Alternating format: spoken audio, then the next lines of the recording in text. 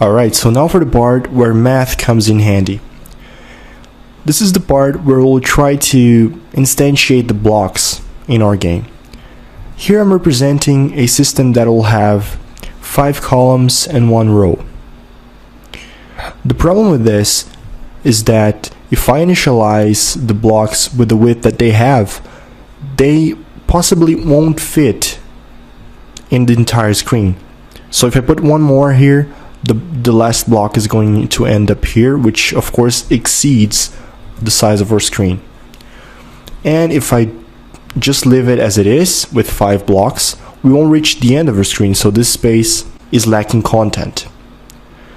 And okay, this is what we have, and this is the ideal situation.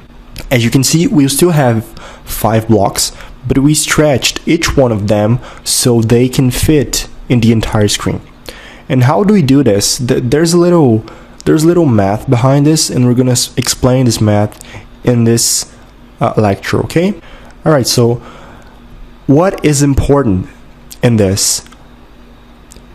So the variables that are important in this case are the screen width, and by important I mean what has to be considered in our equation.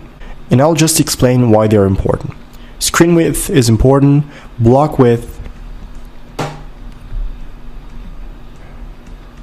is also important, and the number of columns is important.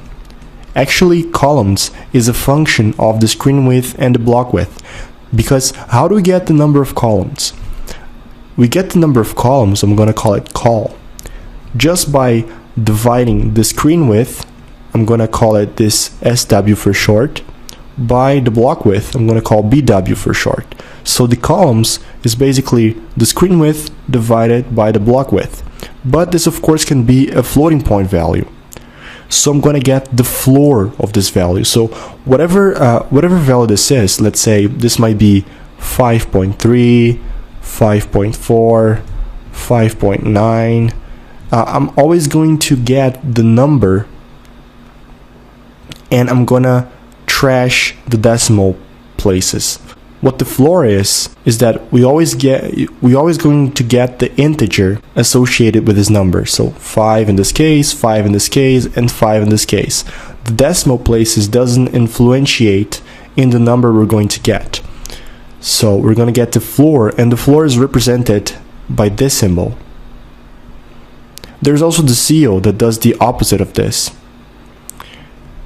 But in this case, we're interested in the floor operation.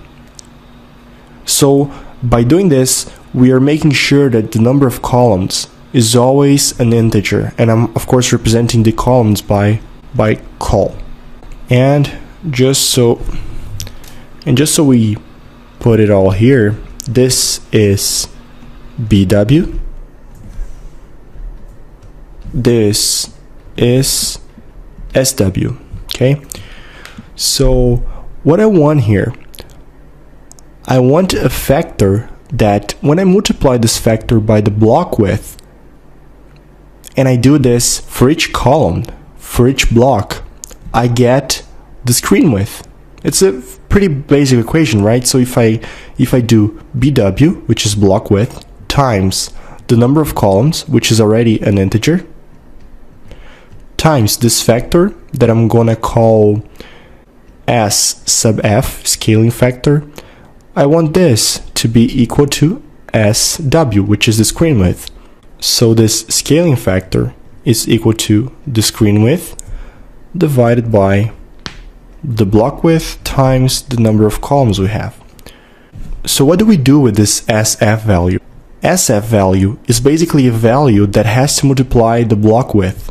So the actual block width, the block width prime, let's say, and this is the target block width, has to be block width, the block width, the standard width of the block, times this SF, which changes for each configuration. So this SF each is actually what drives the width of the block. Of course, we're going to end up stretching maybe a lot our textures, but this is going to give us the effect of always filling all the all the screen, exactly as we did here. So in this case, BW times SF would be this. And since this block ends up later, ends up here, we're going to start this second block later as well. So it's going to move even further. And if we do this 5 times, or the number of columns, we're going to end up having the last block ending at SW, which is here, and SW is of course the screen width. So this is our little golden equation, let's say, for having this nice behavior here. Of course, in the actual game, we will have a controllable number of rows. So you may have, another block here, another one here, and we can do this a lot of times. But the principle doesn't change because this operation is row independent, okay? It doesn't depend on the number of rows we have. So now that we know the mathematical principles behind this, well, we'll have some fun coding it.